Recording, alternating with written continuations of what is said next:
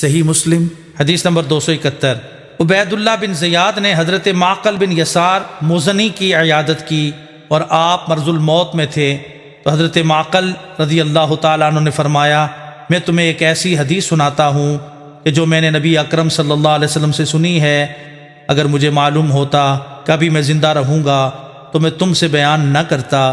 میں نے نبی اکرم صلی اللہ علیہ وسلم سے سنا، آپ نے فرمایا، جس بندے کو اللہ تعالیٰ کسی رعایا کا نگران بنائے اور اس حالت میں مر جائے کہ اس نے اپنی رعایا سے خیانت کی ہو تو اللہ تعالیٰ اس پر جنت کو حرام کر دے گا۔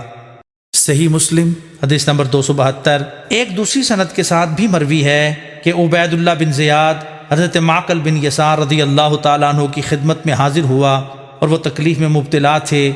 اس نے سوال کیا تو آپ نے فرمایا، میں تم سے ایک حدیث بیان کرتا ہوں جو اس سے پہلے میں نے تم سے بیان نہیں کی، کہ نبی اکرم صلی اللہ علیہ وسلم نے فرمایا، اللہ تعالیٰ جس شخص کو کسی رعایا کا نگران بناتا ہے اور پھر وہ اس رعایا سے خیانت کرتے ہوئے مر جائے تو اللہ تعالیٰ اس پر جنت کو حرام کر دیتا ہے۔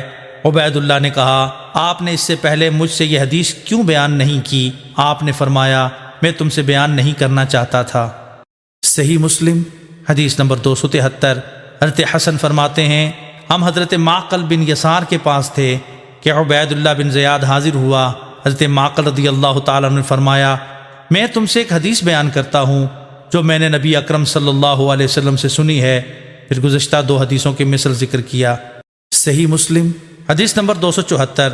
ایک اور سند کے ساتھ روایت ہے کہ عبید اللہ بن زیاد نے حضرت معقل بن یسار رضی اللہ تعالیٰ عنہ کی بیماری کے دوران ان کی عیادت کی، تو حضرت معقل رضی اللہ تعالیٰ عنہ نے فرمایا، میں تم سے ایک حدیث بیان کرتا ہوں، اگر میں مرض الموت میں نہ ہوتا تو تم سے یہ حدیث بیان ہی نہ کرتا۔